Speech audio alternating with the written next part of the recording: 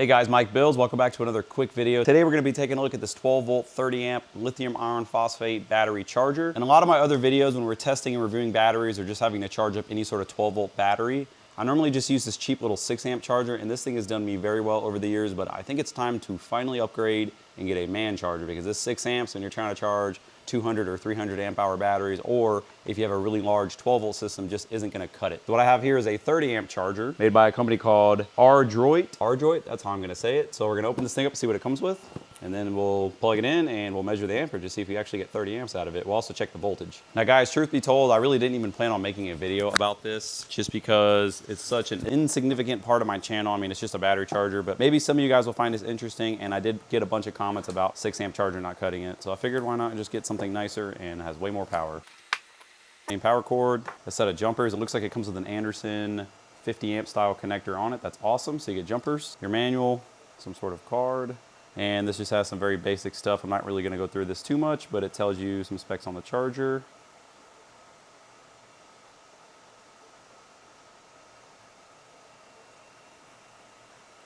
And how to read the LED indicator. Another little harness, this one just has ring terminals on it, same style connector. And the charger itself.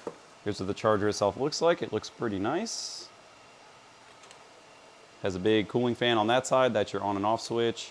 It also appears to be, maybe it's dual voltage because it has a 110, but you can flip it over to 220 input. It's gonna be your output cord right here, and that goes to your Anderson, and then you can pick whatever harness you wanna connect. So maybe you wanna connect this to your system permanently, or you can use the alligator clips and just easily connect it just like you would any other alligator clip connection.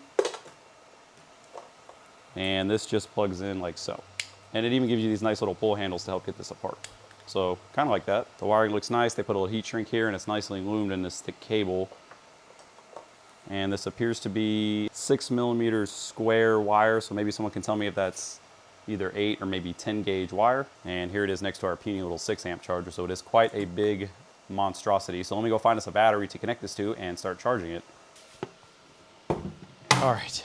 Okay, so our test battery is going to be this eco-worthy 150 amp hour smart lithium iron phosphate 12 volt battery. The reason we're going to use this is because it has a smart BMS, so we'll be able to actively monitor how much power is going into the battery, and it'll show amperage and wattage. So first, let's start with our little 6 amp charger.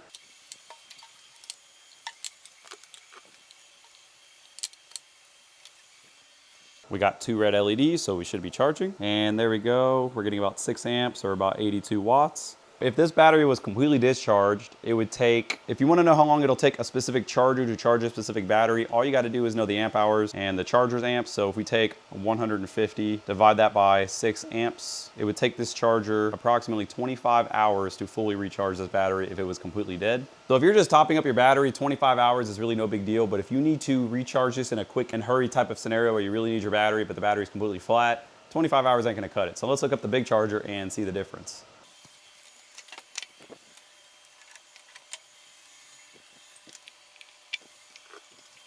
Go ahead and turn the charger on. Looks like we get a red and green flashing light. And what I do like about this charger, it has a connector instead of just straight alligator clips that can easily short out.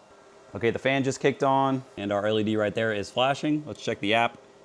As you guys can see, we're getting 400 watts and almost exactly 30 amps. So that's awesome, which means if this battery was completely empty and you had this charger, it would be able to fully charge it in 5 hours. So we literally took 20 hours off the charging time just by using a more powerful charger. And that is the reason why big, powerful chargers are really awesome, assuming you can power the charger effectively and everything else will support the current.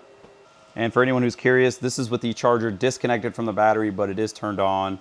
And as you guys can see, it's at 14.64 volts. So that is good to go. That is plenty safe for your batteries. Plus your batteries have a BMS built in, hopefully, so it would protect them from being overcharged anyways.